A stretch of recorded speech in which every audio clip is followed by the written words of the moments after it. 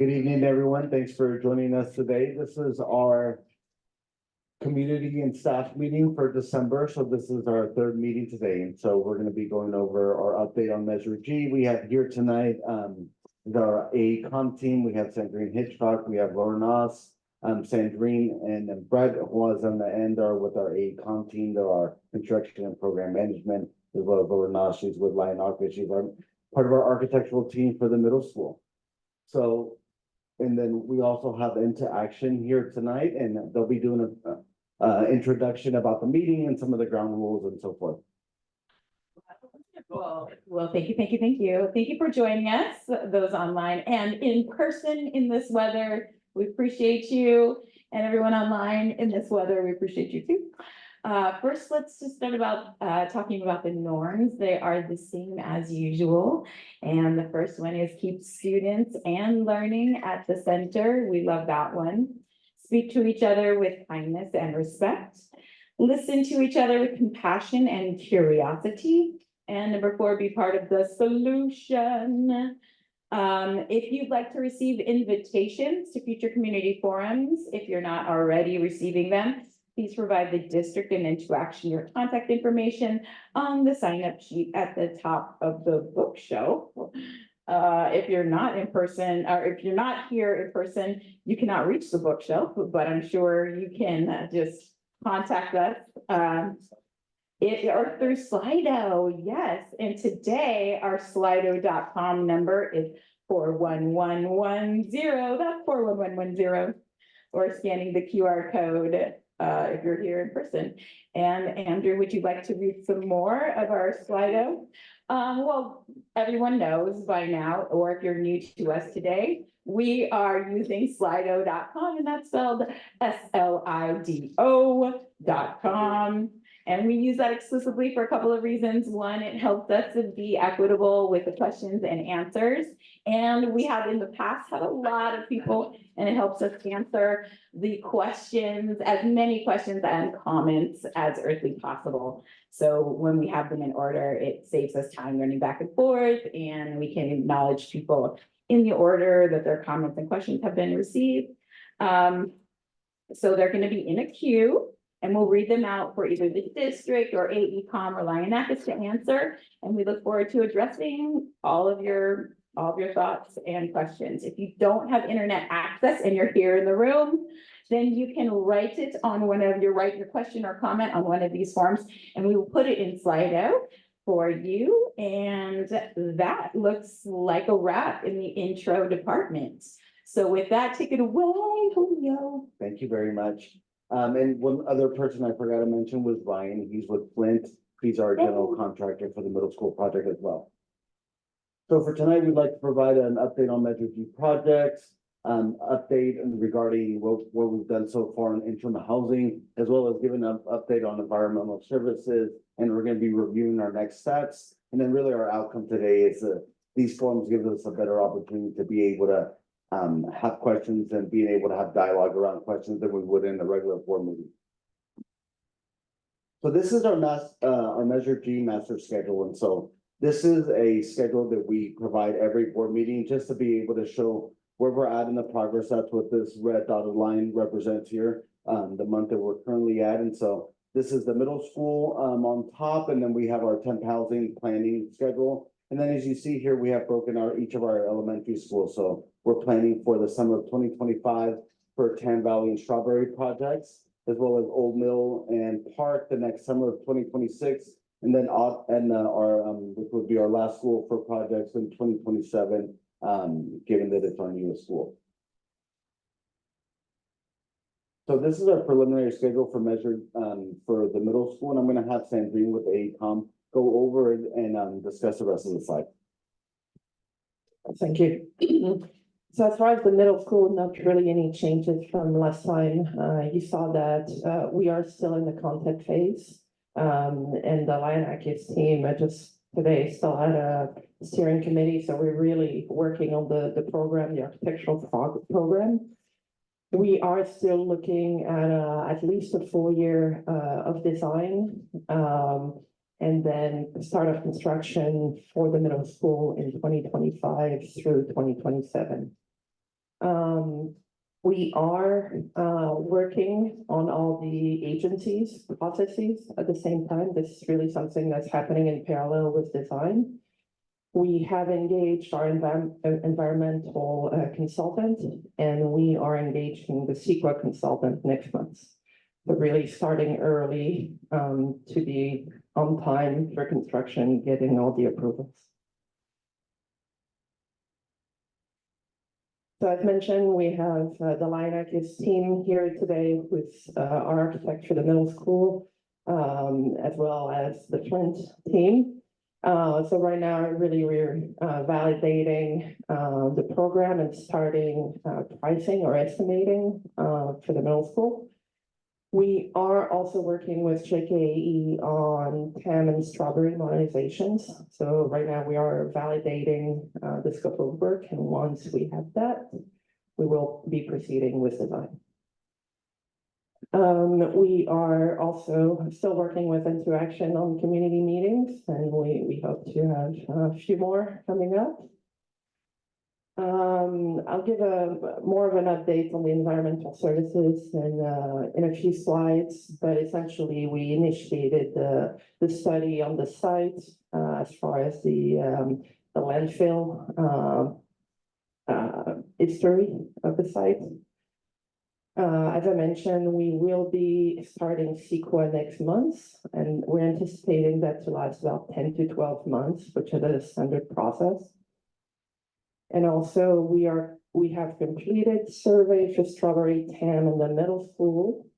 We will be engaging hazmat consultants and geotech consultants as soon as we have schematic design plans. And we are submitting or have submitted some applications to the state to get additional state funding. So I wanted to give you a little update on the interim housing. We've heard a lot of questions about other locations, other options. So we kind of wanted to summarize what's happened for the last few months. We've had discussions with the city of Mill Valley recently.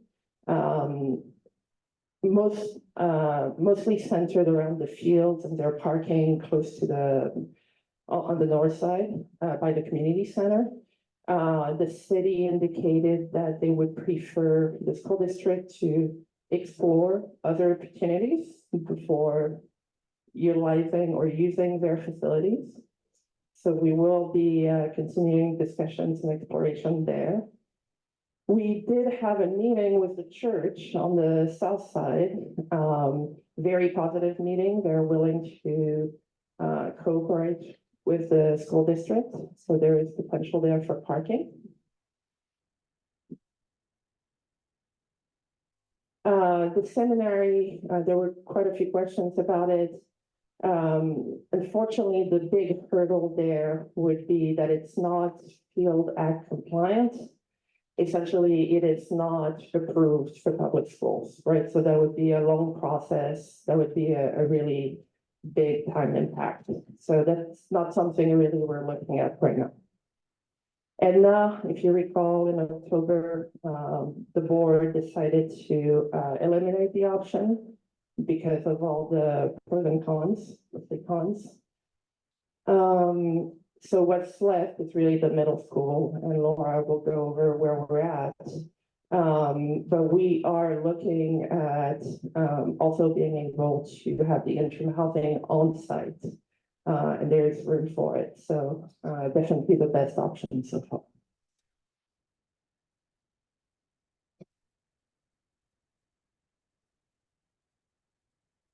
So a little update on the environmental services. We engaged an environmental engineer a couple months ago, Nino and Moore. They've reviewed all the documentation that is existing for the middle school site. Their findings are that there is nothing really at this point that would prevent the school district from improving the site. There are obviously known issues or known, like there's methane, there's heavy metals, but nothing unusual or that would not be able to be remediated. So we had a meeting with DTSC last week. And we are gonna start the process with them to go through that process of remediation.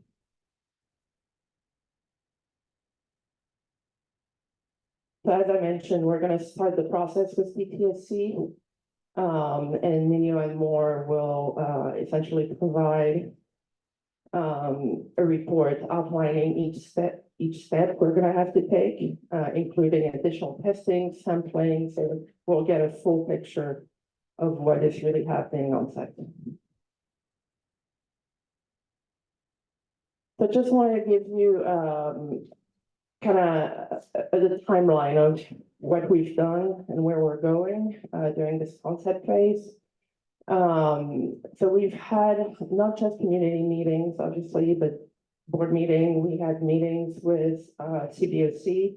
Tomorrow we'll have a meeting with CFAC. But there's a lot of groups, a lot of information that is shared with all those groups.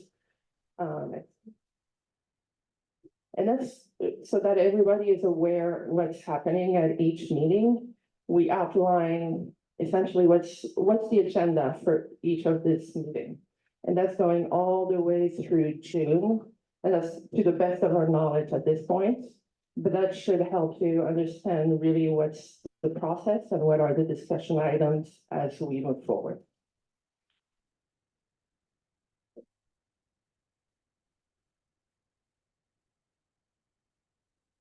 Thank you. Thank you. We will have Laura take the next set of slides to give us further updates on the planning that's been going on so far.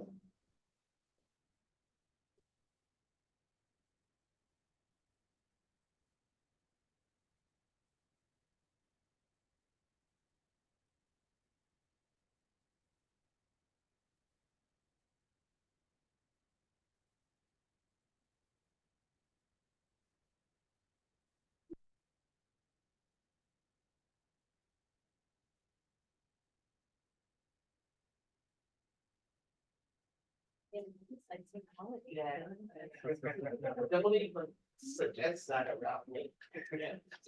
Italy.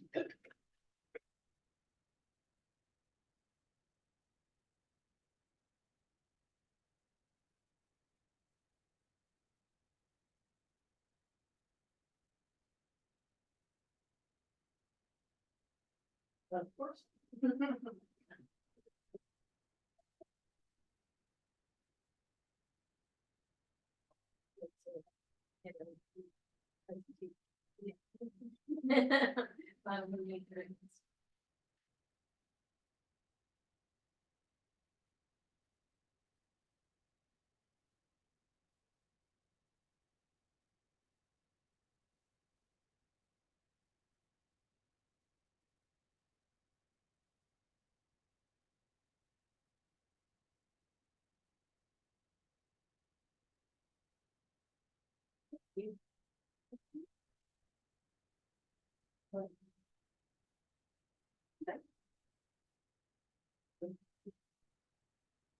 Okay, so we wanted to give you an update. We did have a steering committee meeting just before this. So we are evolving every day, but we're gonna give you a little bit in arrears of some follow-up based on the meeting with the Board of Trustees that we had last month and what their feedback and direction was to us. So we have an overview of our schedule and engagement process, the review of the trustees' direction, our interim housing update, a review of the vision that was established in the facilities master plan, and some of the project assumptions and the input we received in steering committee meeting number 1. And again, we met number 2 today and don't yet have an update for you.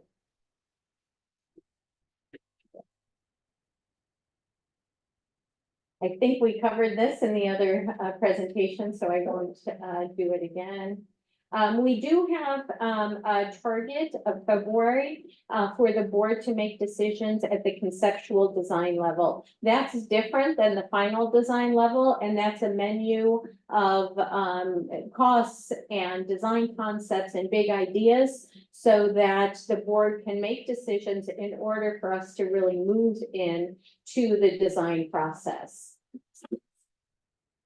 The steering committee was formed again to give us a sounding board for these concepts. The district created the purpose and role for those folks, but they're only meeting 3 times in advance of that February decision. And then we will have targeted and deeper meetings on the more detailed things that we need to understand in order to move forward with conceptual design.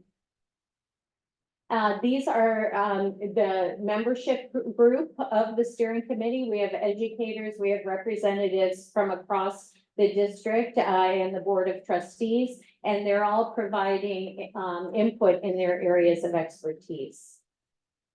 I mentioned the 3 meetings. The first was just a listening session on our behalf, and there was a lot of sharing of what works here and what doesn't, and images we use to garner feedback from them. Today's meeting was iterate. We threw out some concepts to see what sticks and what didn't for the group to respond to. And then our meeting in January in advance of the February board decision is what we're calling an endorsement meeting. Are we on the right track? Can we give this to the Board of Trustees with your recommendation? And then the board has given us some direction for those of you that are following along with the board meetings. They wanted us to continue the analysis of this site for the new middle school and this site for the interim housing. Again, Sandrine shared what the hurdles were on the interim housing component, as well as the other sites that were studied for a new location for the middle school. And until something says otherwise, we're moving forward with the analysis here. So the interim housing update, this is a map that you can see the existing. It's in a fainter orange that will be maintained through that process. And in the dark orange are the portable buildings we'll be adding to meet the current goals of the campus in terms of student capacity and program. Under the green space, you can see a faint outline of the existing school. That space will all be protected and secured during construction for the new school to be designed in its place. We did hear a little bit about what is the environment our students will be in that portable temporary campus. So we did put a small fly-through together to show that we can make that sense of community. The school is organized in grade level pods. And so co-location of each of the grade levels with some outdoor learning space was an important consideration.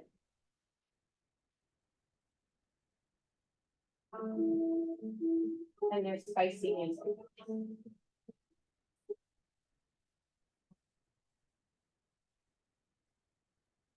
This will allow us to secure a front door with administration on the right as a single point of entry, and then using either these decks or other collaboration spaces to try and create outdoor learning spaces in the grade level pods.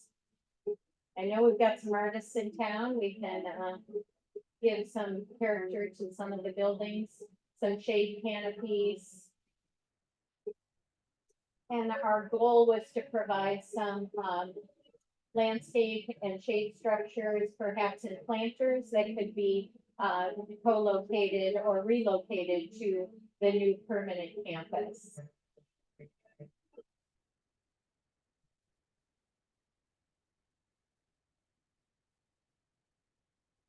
Many of there's about 12 portables on campus already, so similar type of buildings we'd be using for this.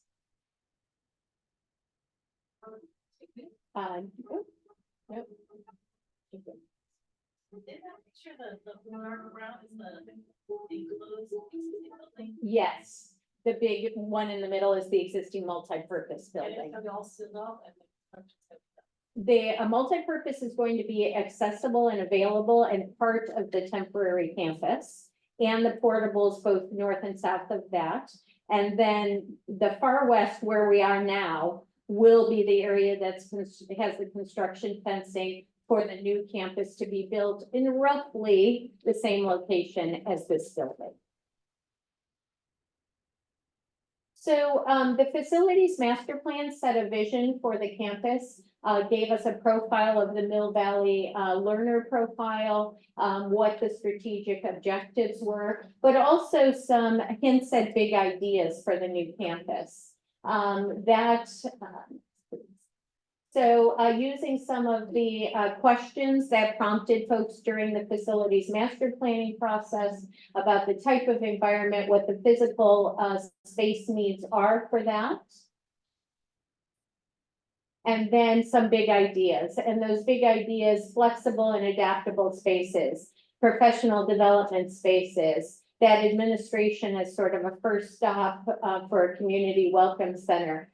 Says library as kitchen, and I think what that means is that place that everybody wants to be and gather. Are we able to ask questions while you go, or should we just? I think we're supposed, Why? I'm gonna let you tell. Yes, we would thank you for asking. We're supposed to put everything in Slido, and the number for today is 4111 31 and 0.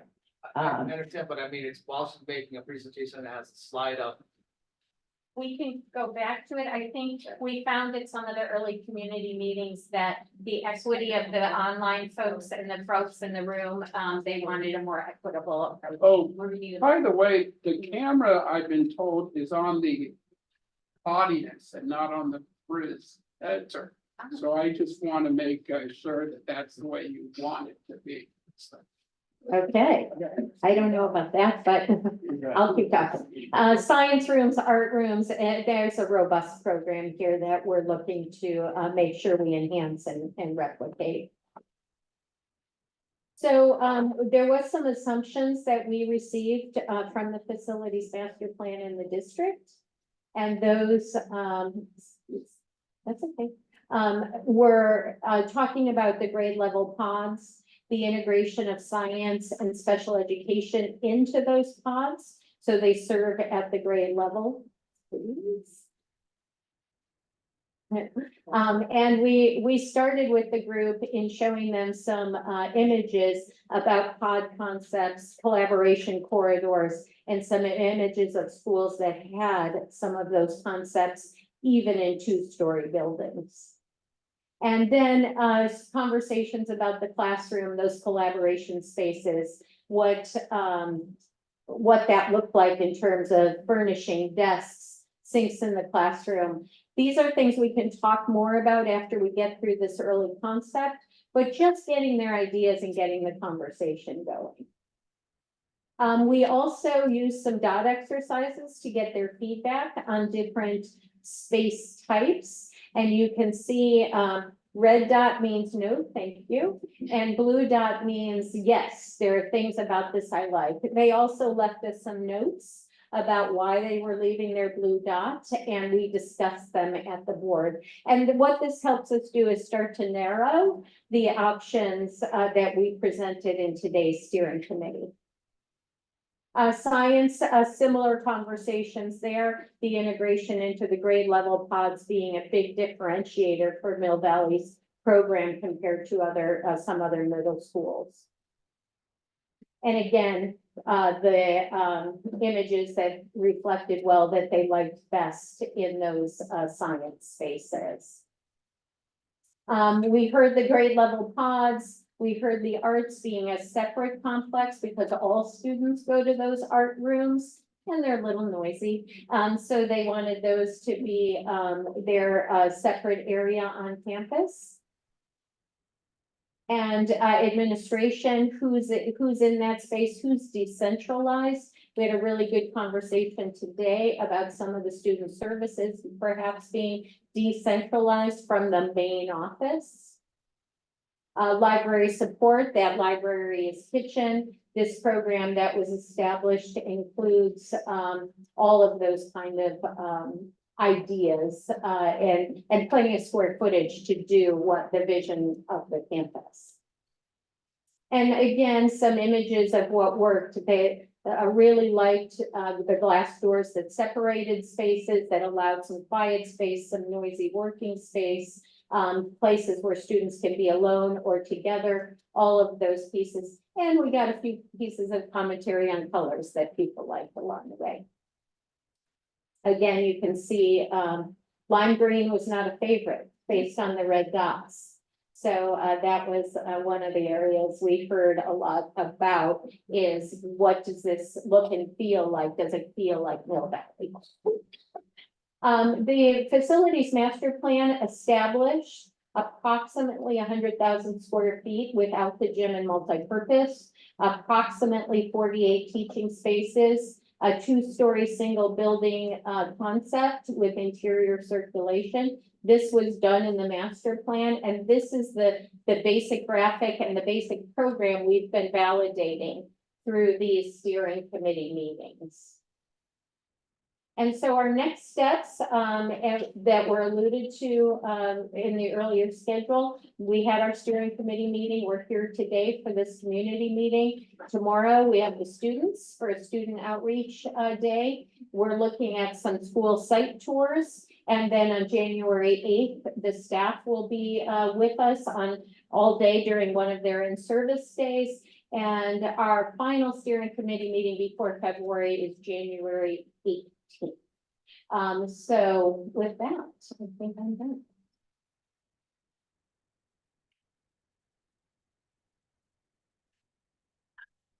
Excellent. Oh, well, that's a wrap on the presentations, and Andrew Baker and I will be reading the questions. We have several in the queue, and I just wanted to remind folks of the norms.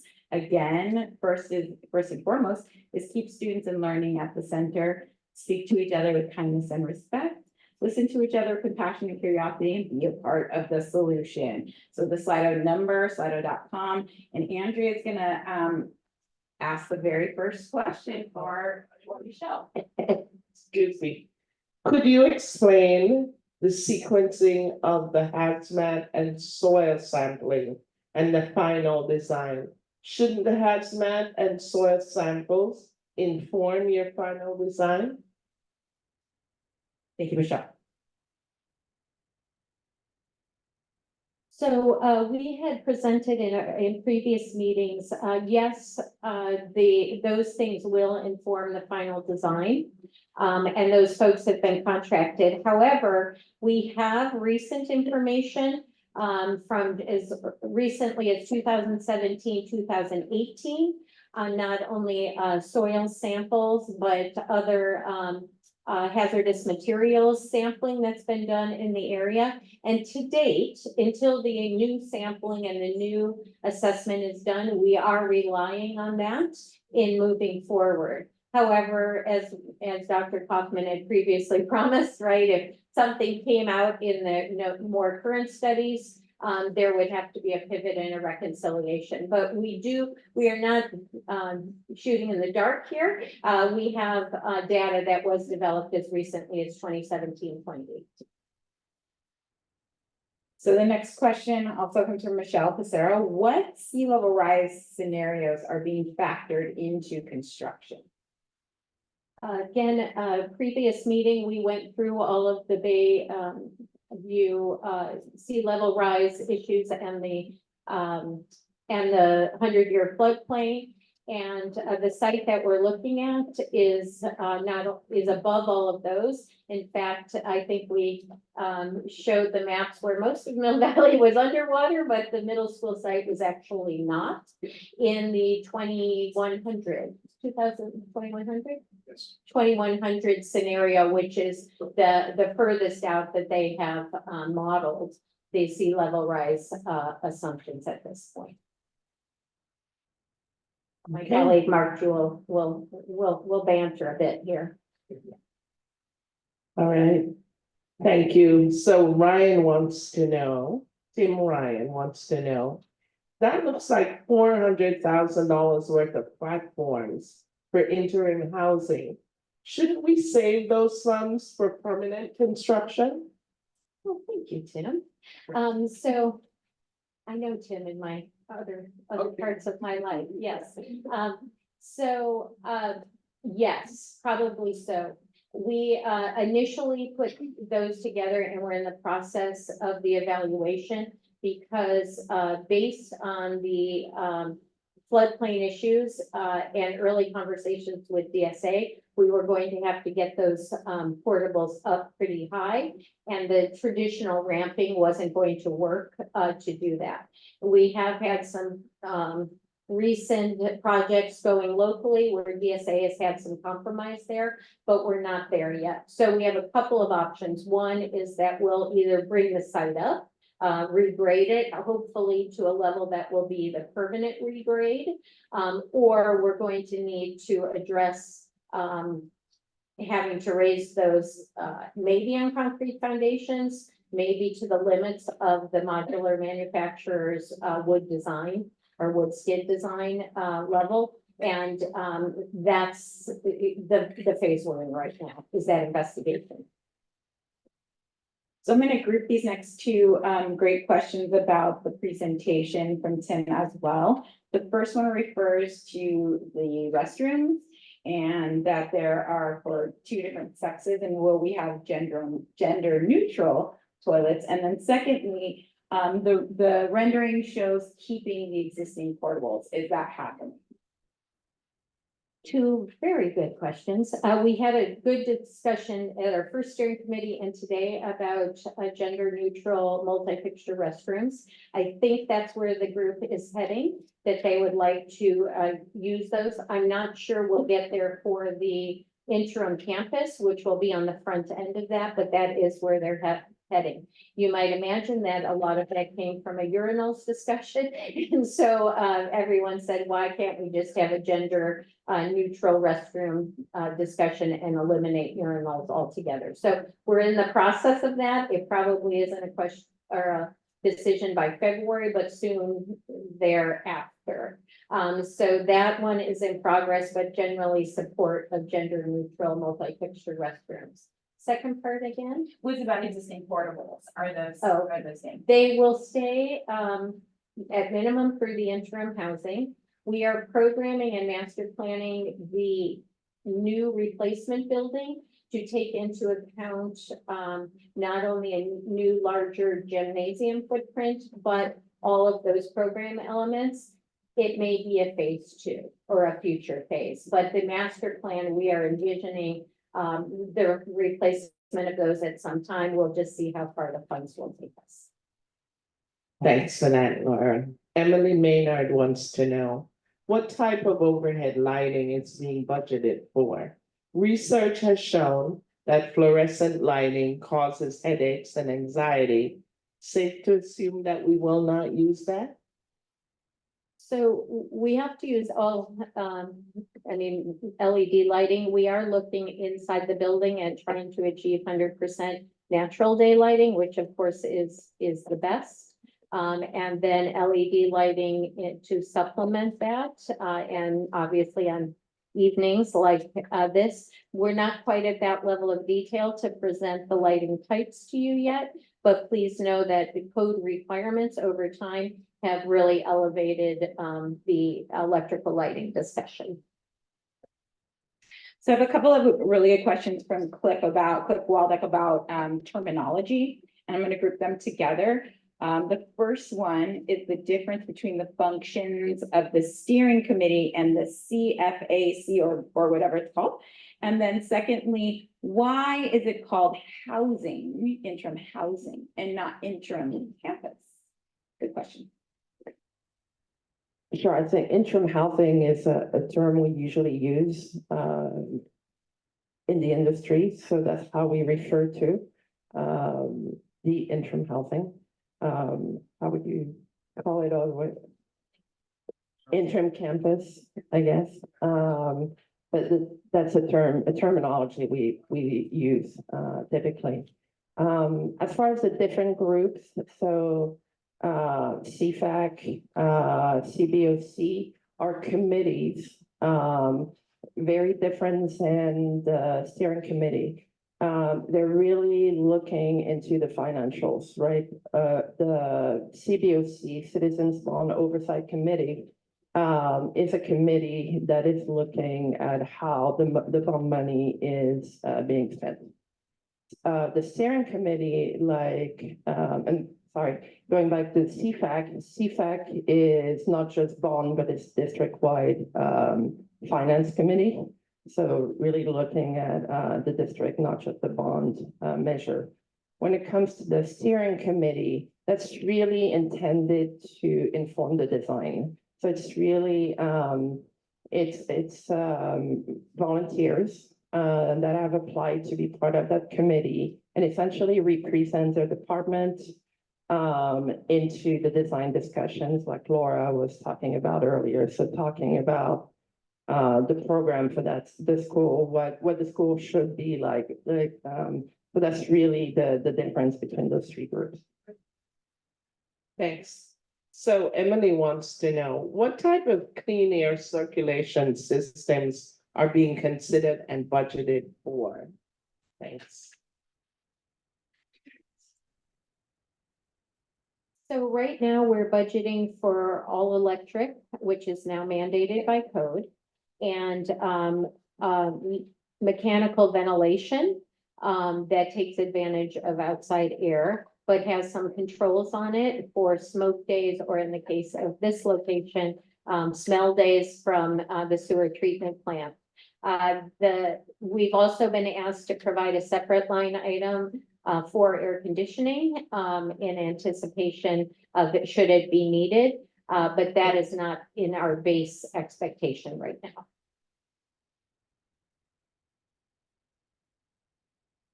Oh, okay. I have a couple of good questions, but I'm going to separate them because they're different. From Brian O'Sullivan, please provide an example where California allowed a school district to place children on site during construction, where the site is a toxic waste site, if there are examples. I don't know. So at the January meeting, Nino and Moore, who is the environmental engineer, will be presenting to the board their findings about the site and providing background information on what has been done in the past and provide examples of school sites that are similar to the ones we have here. Last time I was on the phone with them, they mentioned a project that's actually happening in San Francisco right now that is very similar. So I invite everybody to come to the January meeting to listen to what they have to say. They're going to provide background, they're going to provide benchmark examples, and also specifically what we're going to do here. Okay, follow up on this sort of. So when will you start performing the on-site soil testing? And what happens if the test results show high levels above, I'm sure, the standards of heavy metals? Right, so the current timeline is after this initial review of the documents. So Nino and Moore will be here at the January board meeting providing the data or their findings. And the next step will be what we call a PEA. So essentially engaging with DTSC and laying out the plan of where we're missing information, what we need to do. That includes testing, sampling. So we get a clear data, uniform data on the site. And based on that data, they will work with DTSC on remediation. If there are high levels, we know there are the only data we have right now showing higher levels and normal would be lead. And essentially there are remediation procedures on how to manage such a situation. So again, depending on the data we get, we will provide obviously that data. We will address at the time we get the data.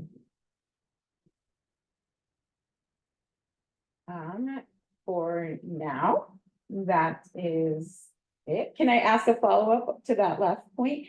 Would that information be transparent? Is it public information when that happens? Yes, and it is our intent, like we said previously, to share that information with everyone. Excellent. So far, that is a wrap on the excellent questions.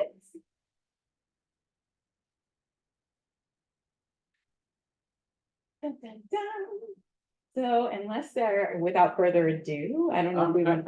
No, you know, you gotta type as quick as you. That is so Yeah, we'll have a couple minutes, Okay. for everybody to type in their Let's questions. take a Okay. beat. Okay. Take a beat. Cliff's right there. Oh, Cliff is there. Cliff, do you want to go for component? Okay. The Cliff. All right. I think I've got it. I should sit next to Nice. Cliff while I do this anyway. Sorry. Has there been any discussion of creating an NPR that could include a gymnasium and performing arts center in a public-private partnership? So multi-purpose room at that NPR. So, we have not looked at a public-private partnership. There has been a lot of, energy from the community on a, fuller gymnasium, a larger gymnasium that would become a community asset. What we are planning for in the master plan for the school right now is a full, middle school gym with, 2 cross courts and some bleachers, a stage, a choir, band, orchestra, and drama room, as well as additional presentation space both inside and outside the building, for those more impromptu presentations of, that the students, use in their curriculum.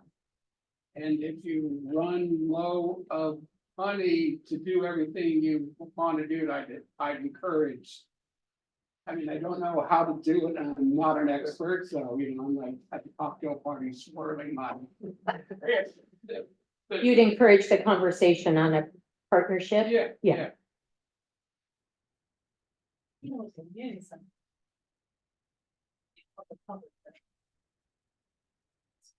We have talked to the park district, a couple of issues, that were. Can you just announce it in the microphone?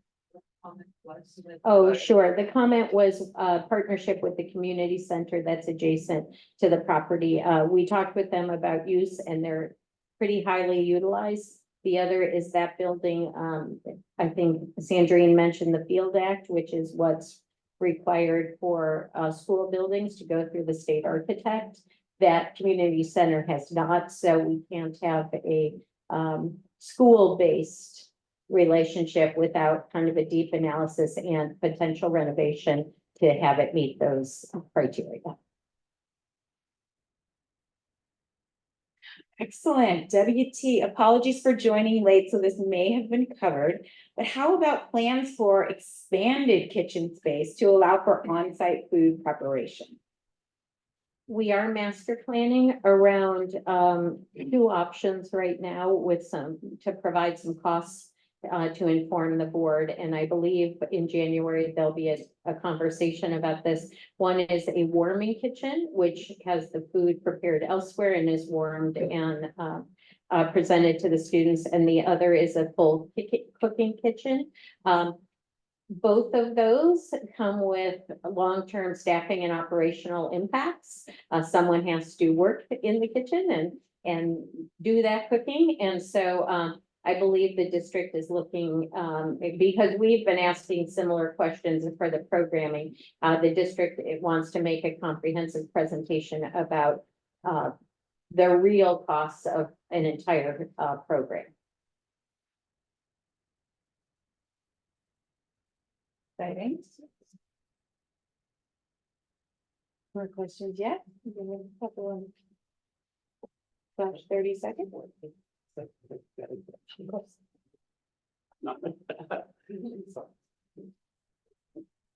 right.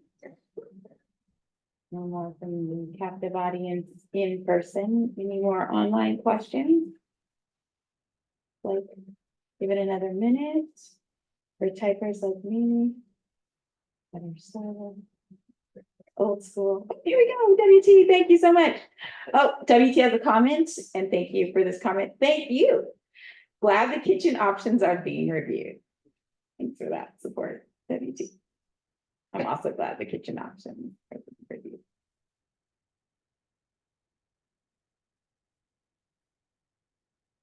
All right. I think we're ready for closing remarks. Thanks, ask a question, sorry, I'm tired of typing. Yeah. So, yeah. Yeah, so well that Here we go. online folks. Just overall, what's the schedule? So you're having a meeting on January the eighteenth, I'm assuming it's a Measure G community meeting, is that correct? 17th, January. 18th, thank you. So what's the plan, what does it look like after that? Like, if you go, and let's say you bring the community in, and you get feedback with the data from your soil sampling, and the community gives their feedback, and more people come in, what happens next? What's your next step? I couldn't read your slides and I got here late, so sorry. Sure. So essentially having those meetings along the way allows us to hear what feedback the community and steering committee have. And we do incorporate those comments into the design.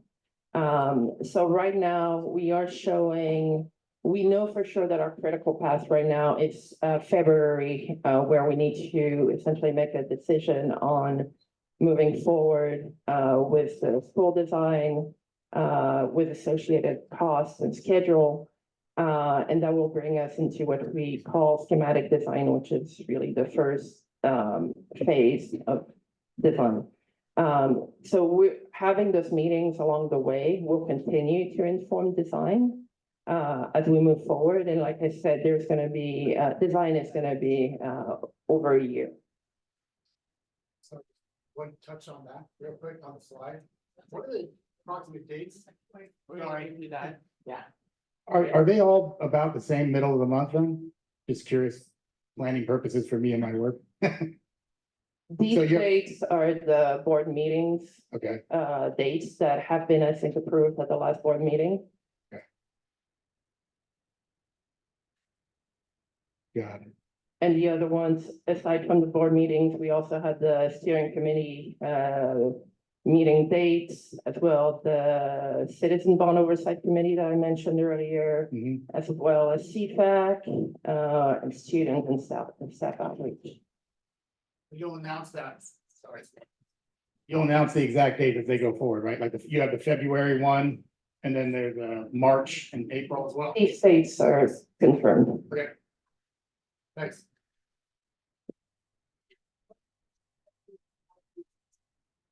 Excellent. So all of these dates are on the website, so you can track the exact dates for the upcoming meetings on the website. And also email communications to get on all of our. On all of the announcement lists, you can email communications, so they will send you notifications, updates, and more.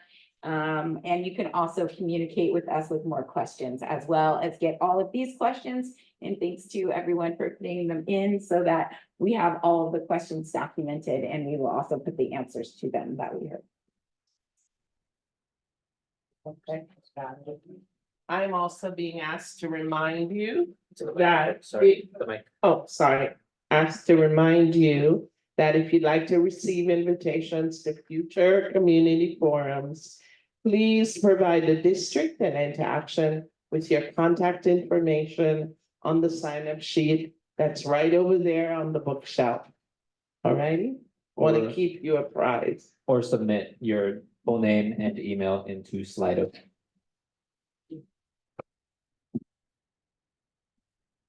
Okay, well, thank you everyone for joining us tonight. We will have our next community meeting on January 18th, and we'll have a next Measure G update with new information at the next board meeting as well. Thank you. Yes, the board meeting is before then. Last but not least, we have one more request, which is from Cliff to show the slide of the oversight committee.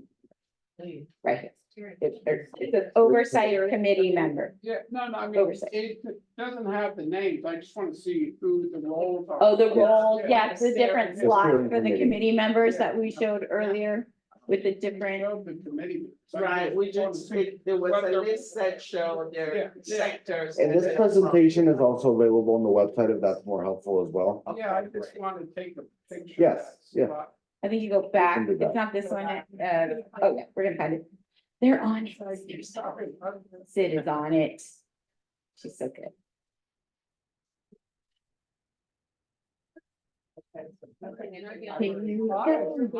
Looking for the sun. We will, put the slide, it's on the other presentation, but we'll have it up shortly. Oh, gotcha. Okay, it was on the other, yeah. Can we leave it? Sure, sure. All right, Yeah, because I just want to see like, the demographic. yeah, I mean, like, who's all The getting. representation, for Yeah, the- yeah.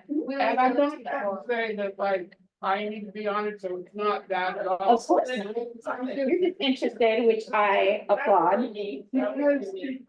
Because it gave me the visual feeling, it seemed a little bit inbred. Mm, And I'll tell you, like, the town I bought is now going out for, endorsements and everything. And the only people that are endorsing the. I don't want to talk about the. Okay, this is not on the record. So before we finish, since it's not on the record, I want to thank everyone who was online and I want to thank the presenters. This team is amazing and dedicated. Thank you, thank you, thank you. And again, if you have any more questions or need more updates, put your email either in that list or in Slido, or shout out to Sid, shout out to everyone. And thank you, happy holidays to all and more. And